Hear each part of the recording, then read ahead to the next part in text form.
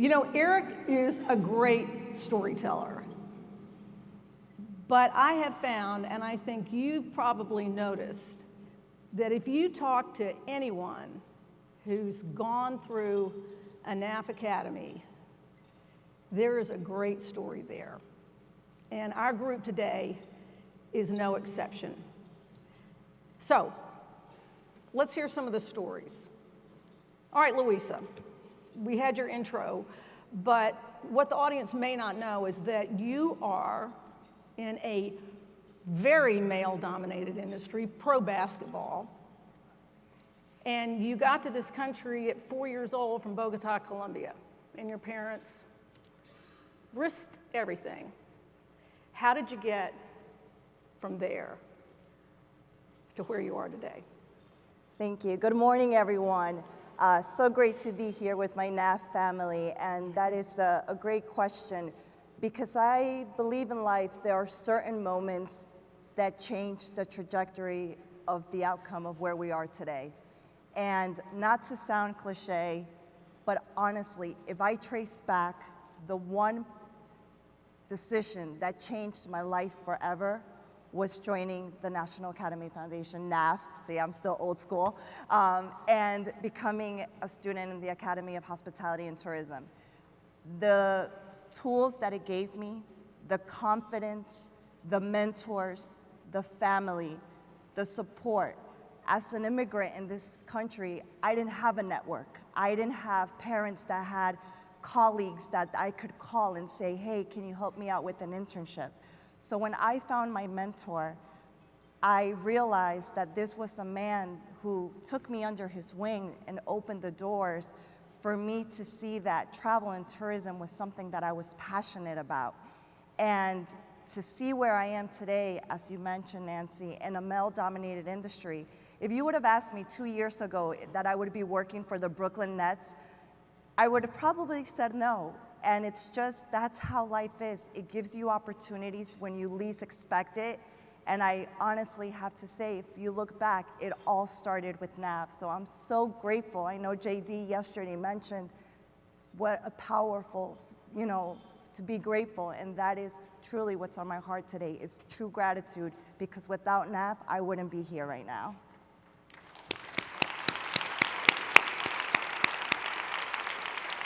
So Daijay she says she's very shy. She tells me she's so shy. And then I start talking to her, and within 5 minutes, we're all on a conference call. We're all dying laughing because this shy girl has gotten us completely engaged in her story.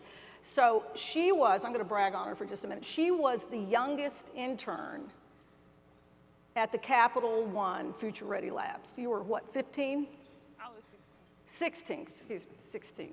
Okay, so tell me how you stumbled into NAF, how you found NAF. Okay, so I transferred to like a lot of high school. So when I came to Conrad, I knew nothing about NAF, but it was a requirement. You had to join an academy. So I joined the Health Science Academy because I always wanted to be a doctor. So when I got into the Academy of Health Sciences, I also joined the Business and Finance Academy, just so I can have another class on my schedule. So you didn't have enough with health sciences, you just wanted to add something else. Okay. So I joined the Business and Finance Academy as well. So I had my internship with the Business Finance Academy. So when they did all the interviews and things like that, I didn't get to be in the interviews because I was the youngest. I was young, I wasn't old enough to have an internship at that time for NAF. So at the end of the school year, my teacher was like, I was always the hardworking kid who always did my work, did what I was supposed to do. So he was like, he put me to the side one day and was like, did you want to get you an internship this summer? And I was like, I tried, I couldn't get it. And he was like, no, I have one now. All I need is for you to call your parents and say it's okay. So I was like, okay. So I called my mom, she's like, yeah, that sounds great. So that's when I went into the internship, and they sent me my acceptance letter, and I had my first day at Capital One. Who was the teacher who pushed you? I forgot, his name was, Mr. Lear. Good you remembered that, just in case Mr. Leary's. Yeah, Mr. Lear, he got me into that, and I'm just grateful for him. I'm so happy that he gave me that opportunity. It's terrific. Thank you. See, not so shy. Shannon, okay, I'm gonna, again, you can't help but brag on these kids. So Shannon, I think everybody in this room should realize is truly a hometown hero. He is part of this turnaround story that is Detroit's these days. He is helping improve the quality of life here through economic development and community development.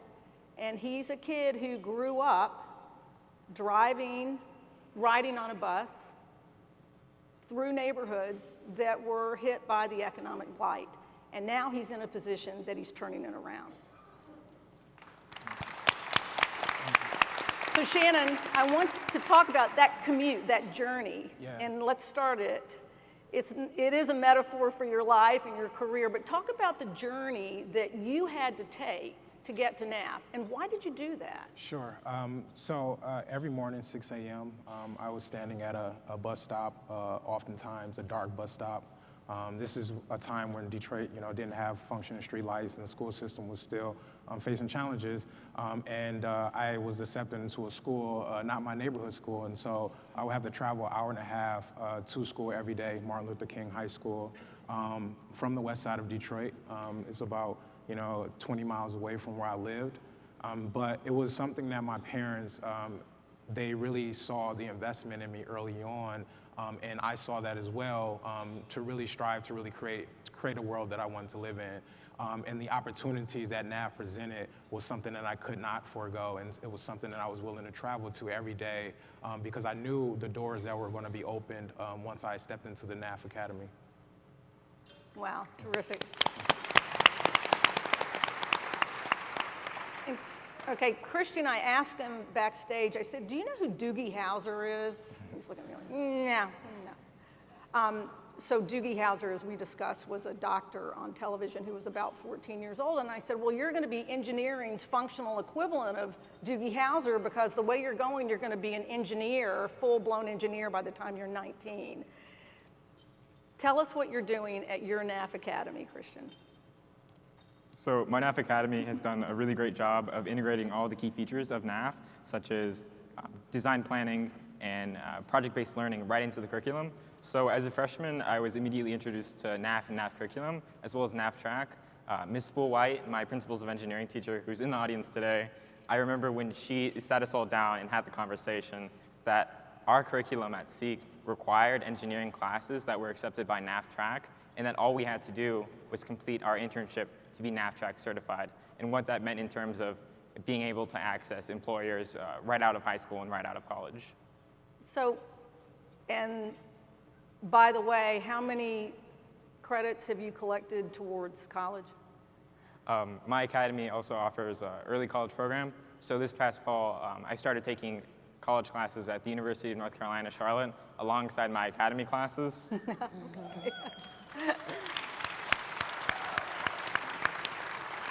So when you enter college, how far ahead are you going to be?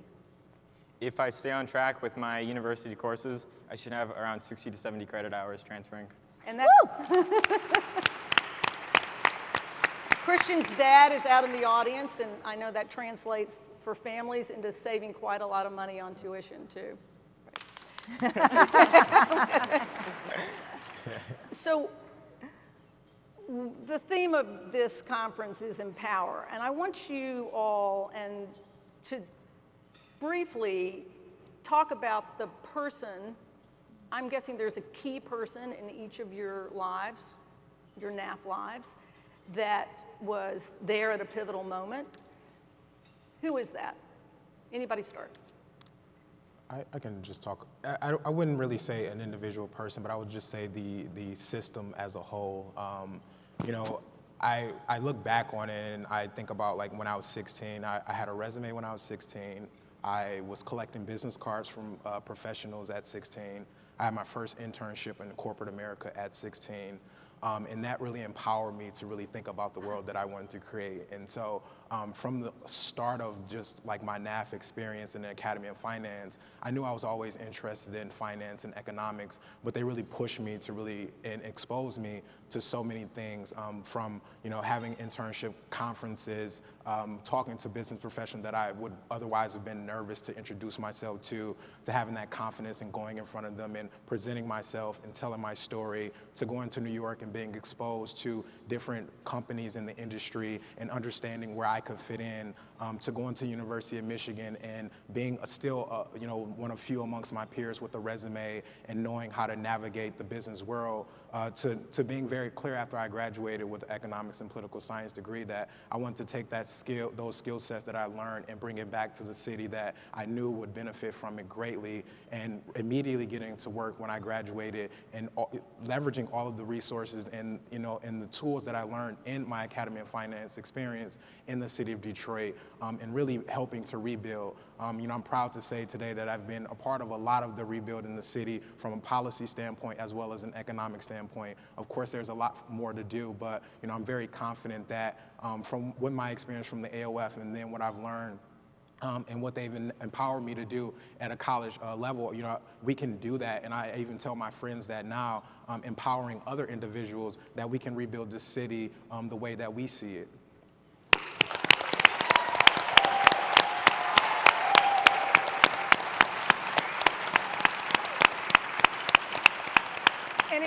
And in case you missed that one little tidbit that Shannon threw in, when he went to University of Michigan, which is a very elite university, you were ahead of your peers at a university level. Yeah, and that was an interesting thought that I had even coming from Detroit Public Schools, because my parents' fear was that the school system wouldn't be in a position to prepare me to go to that next level and compete. But my mom would always say, we did a lot to supplement your education, and the Academy of Finance was an important piece in supplementing my education, where I went up to the University of Michigan, and I was there with peers from around the globe in economics classes, with full confidence that I was able to do it, but also not afraid to tap into my network that I'd already accumulated, my mentors, my professors, and ask them the questions about how I can succeed and being confident that I can do that. That's terrific. Thanks.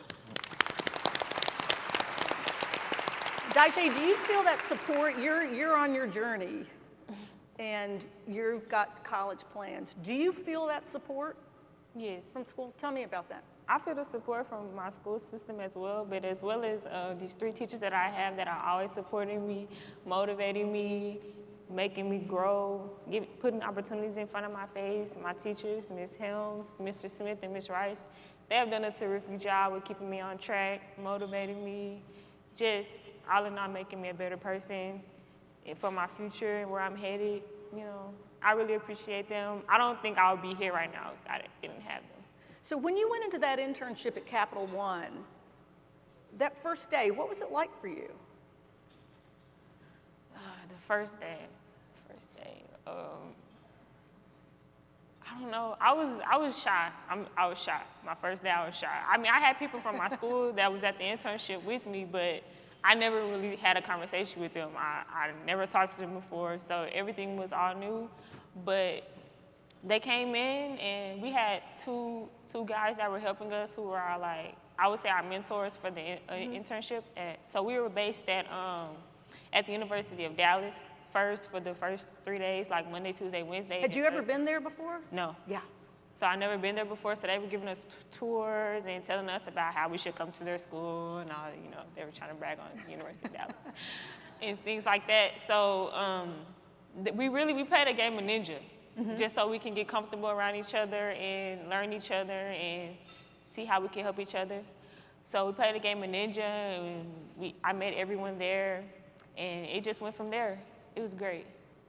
So that was a new experience, though, having to make friends within hours. Yes, very big, very, very big. And did that give you any confidence? Yes. That's one thing my academy has done, gave me a lot of confidence, because I feel like people think, oh, she's accomplished so many things, but I just look at it as this is what I'm supposed to be doing. I don't view it as an accomplishment, but my mom's always like, no, good job, girl, that's an accomplishment. You did that thing and things like that, but I'm just like, nah, that's what I'm supposed to do. That's what I'm supposed to be doing. That's my job. Yeah. Louisa, you talked about your mentor. Tell me about Mark. He's my angel in a business suit. He is the one person, and it takes, as we all know the saying, it takes a village to raise a child. My mom and my father left Colombia. My father was 50, my mom was in her 40s. And when we got to this country, they left everything in Colombia so that I could have the American dream. And there was one thing that was very clear for me, and that was that I was going to be successful. Because seeing my parents go from being top executives in Colombia and dressing to the T and moving to this country and cleaning houses and working 2 and 3 jobs to make ends meet, it broke my heart. So I promised my mom and my dad, I was like, just the way you guys are giving me the American dream, my commitment to you guys is to give you back the American dream one day. And Mark Gatley, he actually, and I say it takes a village because it was my high school academy teacher, Ms. Bruni, who then introduced me to Tara Feza, who was with the Broward County school system. She was our facilitator. Tara heard my story about my parents, and she's like, Louisa, we're having a fundraiser, and your story's gonna help us raise so much money for NAF. And so I went that night and I shared my story. I was 17. And I'm telling everybody, the story of my parents giving up everything to move to this country. And that night, Mark Gatley came up to me and he said, I just want to take you under my wing and help you in any way. That night, I had a full scholarship. I had an internship set up. And it's been, almost 20 years that he has been by my side. I was on the phone with him yesterday. I was like, Mr. Gatley, your ears are going to be ringing tomorrow at about 9:30, 10 o'clock. But every single step of the way, every career move I've had to make, when huge opportunities have come up and I'm like, okay, Mr. Gatley, we have a situation. There's another offer on the table. And he's never told me what to do, but he's always asked me the right questions and he's always believed in me. And I said that to him. I said, sometimes all it takes is one person to say, I believe in you. And it's the shortest phrase, but it goes such a long way. Yeah.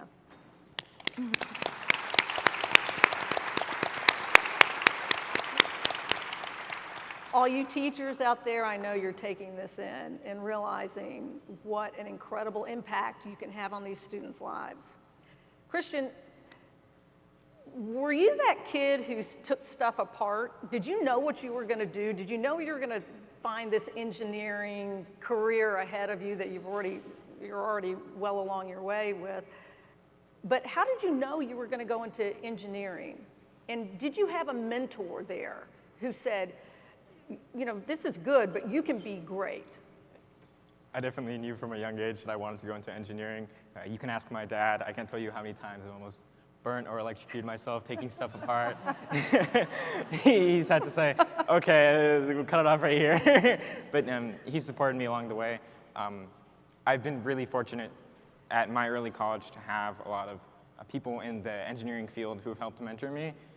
But I really do think that the biggest inspiration in my educational career has been the story of my parents and my grandparents, as well as the story of people like Miss Mendoza, where you hear that past generations have given up everything for the American dream. They've given up everything to come and build a new life in America, like my grandparents did, and then give people like my father and my mother an opportunity to go and be the first generation to attend college, and give me the opportunity to do things like speak to everybody here today at NAF.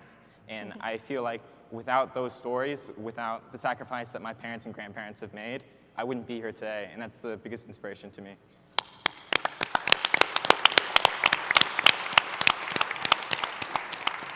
I don't know if you all identify yourselves as this, but you're all risk takers. Yeah. What gave you the confidence to do that? because you see that risk in a lot of your lives has paid off, either previous generations or the risks that you took. But what gave you the impetus to say at that point where I could either go for it or I'm going to play it safe? I think for me it was more of just looking at the environment that I was being raised in. My parents really worked hard to really encourage me to go out and seek the world, and I knew early on, especially in high school, when I had dreams and I was very ambitious about where I wanted to be, that I was going to have to take risks to get there. But I would be remiss if I would not mention that I've been very grateful and fortunate to have teachers, my parents, and my mentor who have been with me, along the way, where I can really lean on someone, and they guided me. And so I'm grateful to every single one of the teachers in here, even though you haven't taught me, but you've taught someone like me, and the commitments and the investments that you make, although sometimes it may, in those summer months before summer school is starting, it may not seem that way. Trust me, that there's a return on investment in the students like me and the students that sit up here. And those are the risks that, I saw that I had to take because they encouraged me to do it, but they also assured me that, they'd be with me to support me through it. So, yeah. Risk? Risk is something that I've seen. It's what I know. It's what I witnessed as a 4-year-old of leaving Columbia and leaving, our comfort zone. And throughout my life, that has shown me that, just recently, I was a year ago at NYC & Company. I was director for Latin America, promoting all of New York City, had what I thought was my dream job. I was managing 6 international offices, and I get a call from a company, BSC Global, and again, I called my mentor and I'm like, what do I do? And in the midst of it all, there was one thing about the word risk. And someone very dear to me said, Louisa, it sounds like you're really comfortable at NYC & Company. You love it. You've been doing it for the last 4 or 5 years. And it's time to move on. Because unless we're not taking risks in life, we're not growing. The bigger the risk, the bigger the opportunity. And that was like, it just shook me up, and I was like, yes, my parents were always risk takers. I can't get comfortable. And it's a constant reminder that we have to be outside of our comfort zones, because that's truly when we're growing, and when we're growing is where we're going to the next level in our careers, right?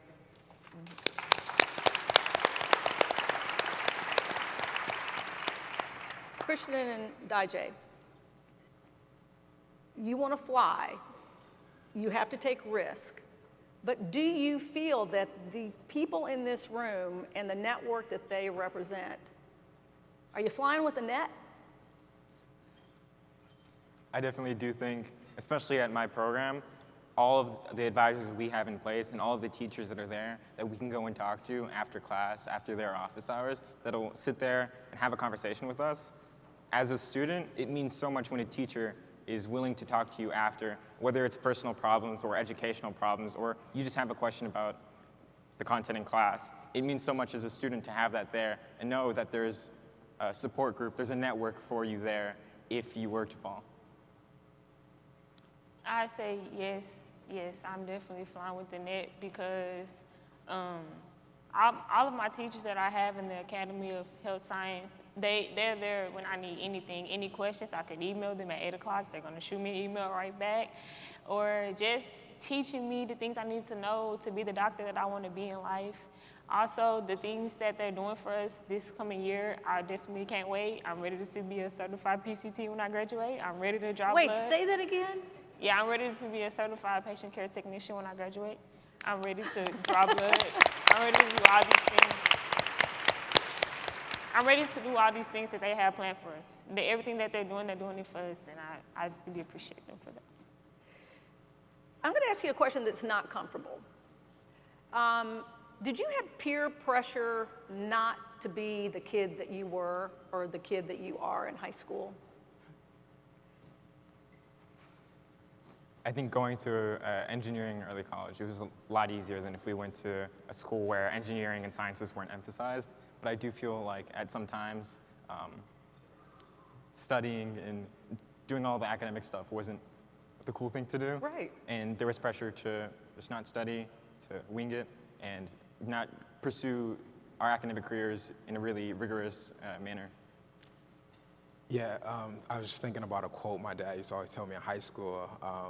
I used to get offended when I was called like a nerd or something. I was really just into the numbers, into the books. And my dad would always just look at me and tell me, 10 years from now, people who call you a nerd will work for you. And Ooh, wait a minute. Write it down or put it in your phone. 10 years. Hashtag. And at the time, I didn't believe him. But yeah, 10 years later, it's, yeah. Yeah? I mean, absolutely. You know, it's funny because when I was in high school, I was president of the Academy of Travel and Tourism. I was president of my senior class, but I was also a cheerleader. So I actually managed to make being smart really cool. And it was, I knew that, again, going back to my parents, that succeeding was not an option, and you know, I was going to do it. And I remember I was working, I was going to school. My father would come pick me up with the little sandwich in the car so that I could go to work, and then they would pick me up at night. And it was hard. It was definitely, when I think of high school and college, it was such hard times, but it like totally paid off. And I remember my friends saying to me, I actually had a professor in college who I was invited to go to New York for a NAF event, and I had to ask her if I could take the test early. And she's like, Louisa, you're going too fast. I think you're gonna crash and burn. And I'm like, are you kidding me? Like, you should be like, yay. And so I'll never forget, she goes, you need to slow down. You're going too fast. And I said, I wish I could slow down, but my father's like 70 and he's still working and I need to retire him. So we are not slowing down. Like, we are, you know, pedal to the metal here. And I remember, you know, thanks to NAF, I came in being already a sophomore in college. I graduated 3 years after I started, and I just remember walking that stage and shaking her hand and be like, yeah. Living well is the best revenge, as they say, right? Dajay, how do you deal with some peer pressure to push you the other way? Because every kid in high school, and especially kids who are achievers, unfortunately have that. Right. So I'm very like strong-minded. So whatever I want to do is because it's going to be because I want to do it. I really don't like to let people influence me to do things that I don't want to do. I've always been a leader, not a follower. So if my peers are like, hey, you know, let's go do this and that, I'm like, nah, you got that. You know, I'm going to be over here doing this because this is what's going to help me get to where I need to be. Because I feel like all the things that my peers are doing now, I can do that later after I've accomplished everything that I need to do now as a child. So you all are already role models, and especially Shannon and Louisa, you're role models out in the workplace. What do you want to be? What do you want, if people saw you and met you and talked with you, what would you want them to feel when they walked away from you? What would the impression what impression would you want to leave with them? For me, just because like I have younger cousins, younger siblings, you know, when they speak to me, I want to be like, I want them to feel like, dang, she came from this and now she's that. She was just this, and now she's a pediatrician who has her own practice. I want people to feel me. I want to be able to talk to somebody and motivate them like I've talked to many people in this room that has motivated me to do what I'm doing now. I want people to take opportunities that I've taken to get me where I am. I just want to be like an influencer, motivate people to just do their best to be successful because, you know, that's what I'm trying to do. So I just want people to be on the same path that I am, and I just want to influence them to be great, just as many people in this room has did for me. Good, thank you. Christian? Yesterday afternoon, I had a conversation with Ms. Kim from Johnson & Johnson, and she was emphasizing in the conversation the importance of not only knowing things, but also being able to get other people to know them, to be a storyteller. And if there's anything I want, it's to be able to not only know things, but also use that knowledge to enforce change, to be able to affect things and be able to empower me and others to enact that change. Shannon? Yeah, I would just say I would hope that they see the passion. You know, in my day-to-day work, I always go back to, I am a representative of the young black and brown boys and girls of Detroit, and the opportunities that I was afforded were not afforded to most of Detroiters. So therefore, my work, when I come back, I'm very passionate about the economic development and the policy that has those people in mind. But I'm also, when I encounter them, I try to give them the confidence. Even backstage, I'm very inspired by people like Christian and Daijay, because they remind me of my younger self. They remind me of that ambition. And then, you know, the thing that I feel like I need to do, and my obligation is to help them build that bridge to where they want to go. And that's what I hope people take from me when they meet me and they encounter me. It's just that passion that, you know, I'm really trying to make sure that we all can succeed and we all can really get to where we want to be.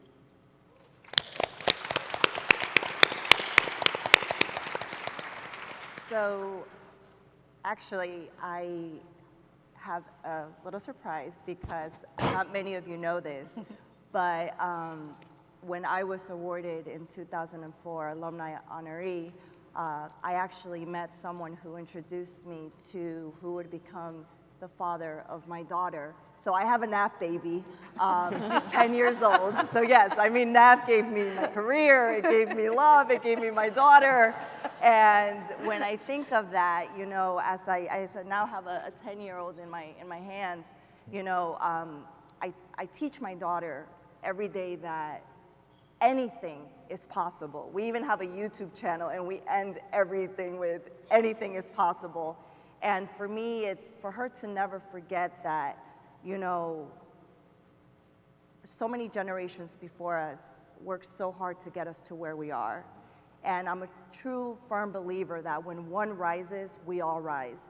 So if there's one thing that I want my daughter, my peers, my NAF family, people that I meet along the way, is that anything is possible, that when one rises, we all rise. I want to be a connector, and I think one of the greatest things in being in New York is that when I meet people, they're so authentic to ask, what are your goals? What are you trying to achieve? Mm-hmm. And that has really touched me, so that's what I ask people now. What are your goals, and what are you trying to achieve? And if I can help anyone, because the one thing that my mentor, Mr. Gatley, I'll never forget, I was like, Mr. Gatley, how will I ever repay you for everything you've done to help me? And he goes, I only ask 3 things. 1, never forget where you came from and those that helped you along the way. 2, he goes, remember to pay it forward. He bought me the movie. I cried. For anybody that hasn't seen it, I highly recommend it. Pay it forward. Everything that people have done to help me, I just want to help others. And 3rd, he goes, if I ever need a job, will you hire me as a security guard? And I'm like, you're the GM, I'm a high school intern. I get it now. Of course, life can do so many circles, but that's some of my takeaways, yeah.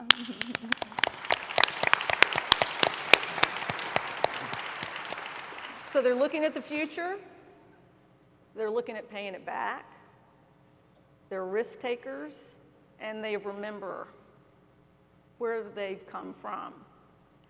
These are great stories. They're stories that you will find in NAF academies across the country. Listen to them. As Sandy Weil said yesterday, listen. I'm really grateful for all of you for sharing your stories, for being so honest. And I hope all of you will take a minute and talk to them. Thank you very much for being here. Thank you. And thank you all for being great listeners.